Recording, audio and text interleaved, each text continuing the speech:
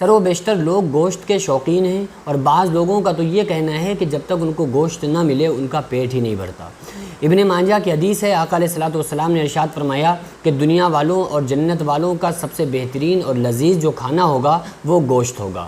اس کے بارے میں حضرت مولا کائنات حضرت علی رضی اللہ تعالیٰ عنہ نے بھی فرمایا، آپ نے فرمایا کہ یہ گوشت کھانے سے ذہن تر و تازہ رہتا ہے اور جسم میں نکھار پیدا ہوتی ہے، اور یہ گوشت کا فائدہ یہ ہے کہ یہ پیٹ کو بڑھانے سے روکتا ہے۔ یعنی کہ بعض لوگوں کی تھنکنگ یہ ہے، بالکل اس کے اپوزٹ، اس کے برعکس بعض لوگ یہ سمجھتے ہیں کہ گوشت کھاؤ گے تو پیٹ بڑھے گا، جبکہ حقیقت یہ ہے کہ گوشت کھانے سے پیٹ بڑھتا نہیں بلکہ پیٹ کم ہوتا ہے۔ اس کے علاوہ بعض لوگ اس سے بہت زیادہ ان کو الرجی رہتی ہے، بعض لوگ ایسے ہیں جو پسند ہی نہیں کرتے ہیں گوشت کو۔ تو دیکھیں، یہ آپ کو پسند نہیں ہے تو آپ نہ کھائیں، یہ بات الگ ہے، لیکن اس کو ایسا نہیں ہے کہ اس کے بارے میں آپ غلط تھنکنگ رکھیں، کیونکہ آقا علیہ الصلوۃ والسلام گوشت کو کھایا کرتے تھے۔ آقا علیہ السلام نے گوشت کو پسند بھی فرمایا۔ جس کھانے کو حضور نے پسند کیا ہے، آپ کو وہ اچھا نہیں لگ رہا ہے آپ نہ کھائیں، لیکن اس کے بارے میں آپ غلط نہ بولیں۔ بعض لوگ بہت غلط بول جاتے ہیں کہ اس سے تو ہمیں الرجی ہے، یہ گوشت سے تو ہمیں نفرت ہے۔ اس طرح کے الفاظ سے ہمیں بچنا چاہیے، ورنہ یہ الفاظ ہمارے نبی صلی اللہ علیہ وسلم کی اور اللہ کی ناراضگی کا سبب بن سکتے ہیں۔ ایک مرتبہ حضرت عمر فاروق رضی اللہ تعالیٰ عنہ کے صاحبزادے گھر پہ داخل ہوئے اور آ کر کہنے لگے کہ کیا بنائے؟ تو فاروق اعظم نے کہا کہ بیٹا نکال کے کھا لو، دیکھو کیا بنائے۔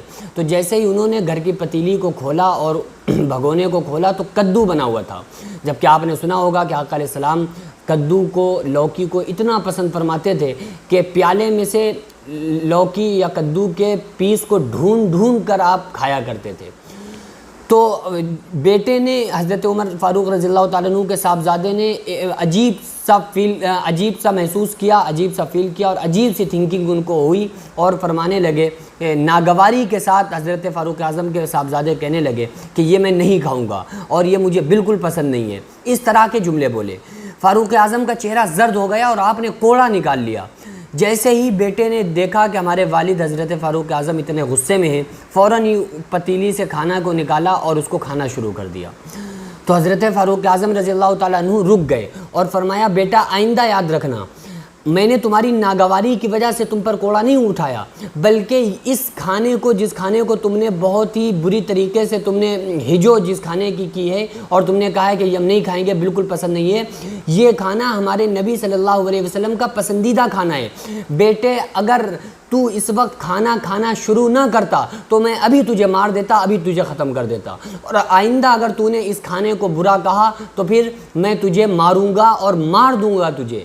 یہ فاروق اعظم نے دھمکی دی بیٹے کو۔ کیوں؟ کیونکہ آقا علیہ السلام سے محبت اتنی زیادہ تھی کہ آقا علیہ السلام کو جو چیزیں پسند تھیں صحابہ نے ان چیزوں کو اپنا کے رکھا ہوا تھا۔ انہوں نے اللہ، اس کے رسول صلی اللہ علیہ وسلم کے اوپر اپنے بچوں کو، اپنی جانوں کو قربان کر کے رکھا۔ آقا علیہ السلام نے فرمایا، مشہور حدیث ہے کہ تم میں سے جب تک کوئی شخص ایمان والا نہیں ہو سکتا جب تک کہ میں اس کی نگاہ میں اس کے باپ سے، اس کے بیٹے سے، اس کے اولاد سے، اس کی بیوی سے، اس کی جان سے بھی زیادہ میں محبوب نہ ہو جاؤں۔ تو ہم سارے لوگوں کو اپنے نبی صلی اللہ علیہ وسلم سے محبت رکھنا ہے اور آقا علیہ السلام کی دی ہوئی چیزوں سے محبت رکھنا ہے، اور صرف یہی نہیں کہ ہمیں بس گوشت ہی سے محبت ہے، بلکہ ہمیں نمازوں سے بھی محبت رکھنا ہے، نمازوں کی بھی پابندی کرنا ہے، اور آقا علیہ السلام نے جو کام، جو باتیں بتائی ہیں ان تمام باتوں پر ہمیں عمل کرنا ہے، پوری طریقے سے شریعت کا ہمیں پابند رہنا ہے۔ دعا کریں اللہ تبارک و تعالی ہمیں اور آپ کو سب کو پیارے آقا صلی اللہ علیہ وسلم کے بتائے ہوئے تمام طریقوں پر عمل کرنے کی توفیق عطا فرمائے، شریعت مطہرہ کا مکمل طور پر ہم سارے لوگوں کو پابند بنائے۔ وما علینا الا البلاغ۔ السلام علیکم ورحمۃ اللہ وبرکاتہ۔